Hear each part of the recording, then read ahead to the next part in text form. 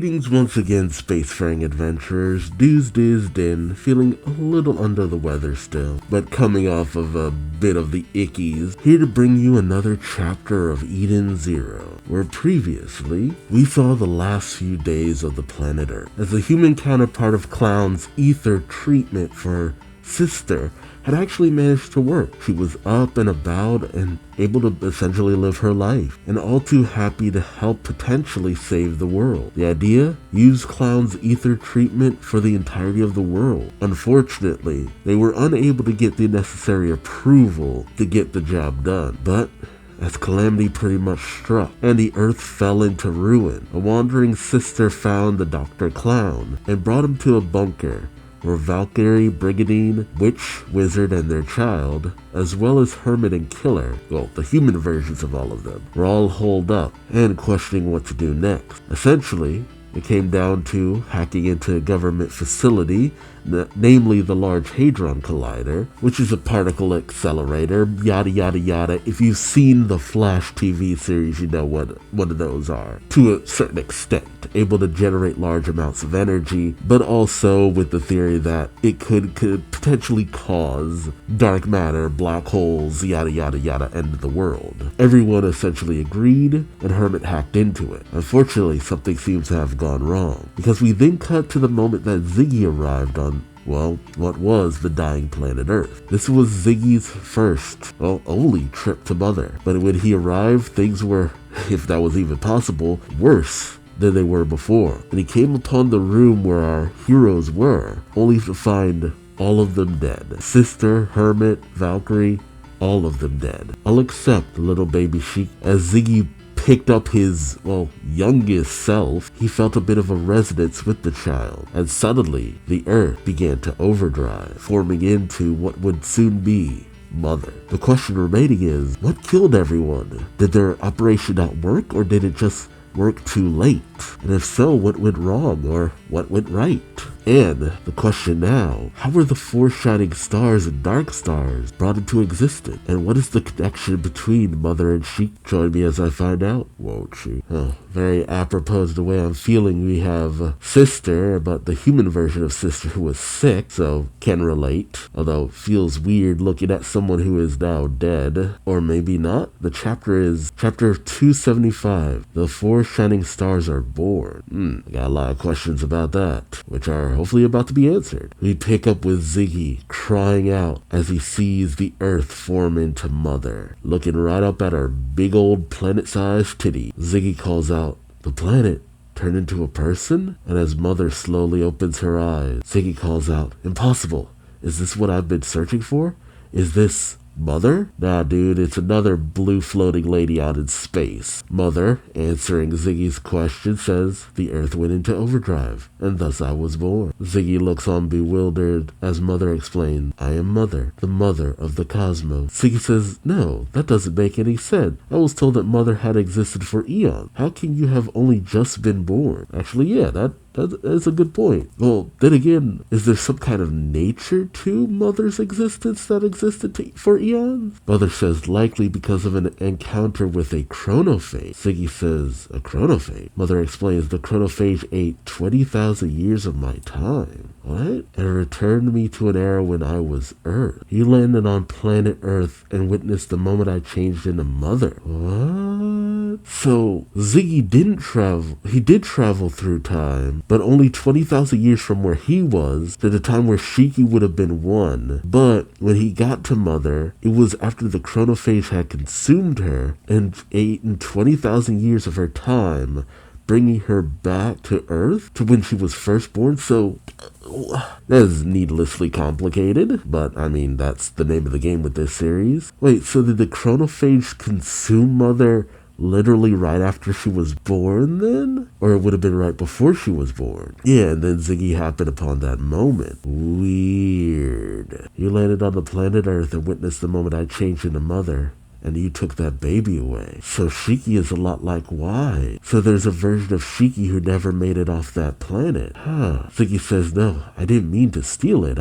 Mother says, it is alright. Originally that child was fated to die when the Earth went into overdrive, right? But I came into contact with a chronophage. You landed on Earth as it was 20,000 years ago, and his fate was changed to one where he lived. Okay, that is a lot of moving parts coming together in the weirdest possible way. So, Z saved himself? Okay, this is paradoxes upon paradoxes then. What was the original paradox then? Mother, still technically forming herself, says, what do you think the odds were that child would survive? They were so slim that this can only be considered a miracle, right? There is one sole survivor from Earth, and he is right there in your arm. Huh. I guess I never considered, but I guess everybody else in the other cosmos aren't from Earth? Huh. She then asked, would you like to stake the future of the cosmos on that boy? Ziggy, bewildered, asked, what do you mean? Mother explained, I mean, we trust everything to his decision. Ziggy asks, but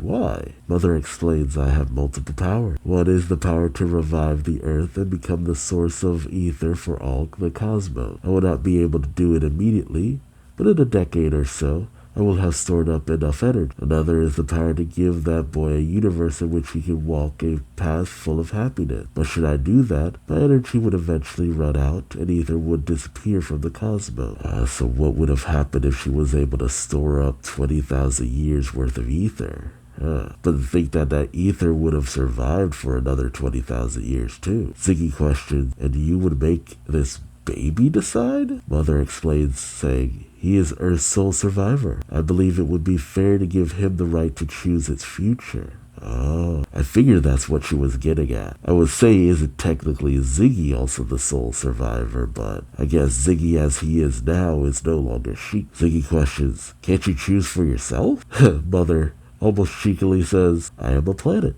I do not have the power to choose. Ziggy says, this child will determine the future of the cosmos? And then suddenly he's teleported away onto the Eden Zero. As Ziggy recovers from the teleportation in shock, he questions where? I'm on the Eden Zero. Mother was right there. Was it an illusion? But suddenly he hears crying. He looks behind him to see the baby Shiki. As he calls out to the child cries even louder. He questions, what have I gotten myself into? A human baby. How am I supposed to raise one of those? Surely one or two of those bodies were the boy's parent. I'll use the data I recorded to build androids to take over as his mother. I'll let the Eden's One's AI handle the construction of his father. I'll start by making 4. Oh, so it was as simple as that. So they're just copies based off of the look. But why do they have the same name? Because you have Regret, Yuna. Like, how would you know their names? That's the thing that kind of takes me off guard. To copy their appearance is one thing, but their names? You see the constructing of the Shining Star's body. But Ziggy says, this is not working. The problem is memories, eh? Alright. As we see the construction of the Shining Stars, he says, I will call you the Demon King's 4 Shining Star. Wait, so he had to give them memories like they had existed beforehand? Why? Why should that matter? Why did they need to think they were with Ziggy the entire trip? And on top of that, to know that all 8 of them still had to die to bring these versions into reality. And shoot, that means they're no older than Shiki from a technical standpoint. As Ziggy looks upon the stars, he says, I've come up with a backstory for you too. You all lived together on Granbell, and you joined me on my quest to outer space to find Mother. Wait, that was the story? Huh, but they look almost nothing like most of the other androids on Granbell. Huh, that would have immediately opened up some flaws. And when we found Shiki, we decided to turn back. Shiki, still viewing all this, is in shock. Happy questions, he fabricated the Shining Star's memories? With Rebecca also questioning, why would he lie to them like that? Pino, having the memories of the Shining Star, explains, because actually he failed several times in attempting to build the Shining Star. Shiki is shocked by this, but Pino explains, Mother didn't show you those scenes, that they were recorded in the data I received from Master Ziggy. He had to give them memories even if they were false, or the 4 Shining Star androids wouldn't function properly. Shiki is stunned silent, and as Rebecca calls out to him, he then speaks up saying, so my parents died a long time ago. But as he looks at Wit, he wells up with tears, questioning, but does this mean Witch is my mom?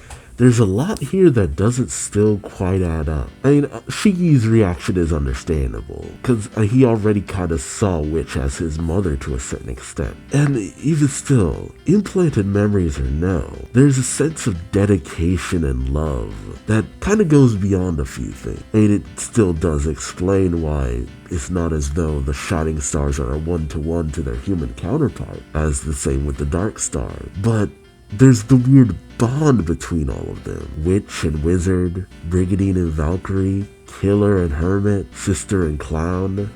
And is it simply fate? Is it really all just destiny that Ziggy came to an exact point where he'd be able to pick up a baby sheep, creating this time loop of sorts? What was the catalyst for all of this? There had to be an origin point for all this, and it still doesn't explain the chronophage. Is it just simply that the chronophage has always existed? Honestly, I kept expecting to find out more about those heavenly knights and the dancing Sakura and all that. Had to look up the name real quick. But maybe not.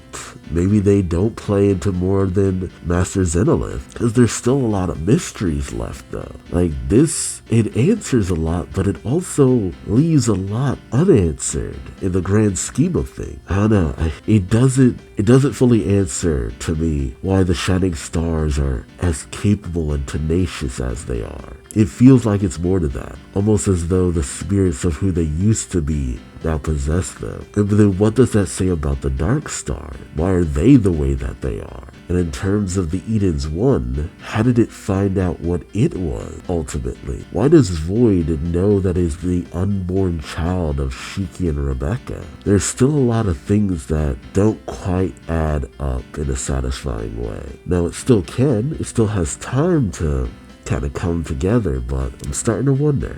I won't lie in saying that I'd hate things from here on out if none of these get explained. I'd just be a little disappointed, because Mashima is really trying hard to answer as many questions as he can. So let's see. Not to mention, we still have Dead End Cure and Lady Freya just out there, you know? Unless we're gonna find out the Ratian says Interstellar has been just out there fighting them off, which is entirely a possibility. There's too many loose ends, but this is the arc to wrap them up.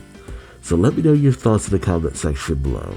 How many of these loose ends do you feel need to be wrapped up before you're satisfied? Also remember to like, comment, subscribe if you enjoyed the ride. Thank you so much for watching, and until next time, I've been Duuz-Diz-Din, and I hope to see you later. Till then, bye-bye.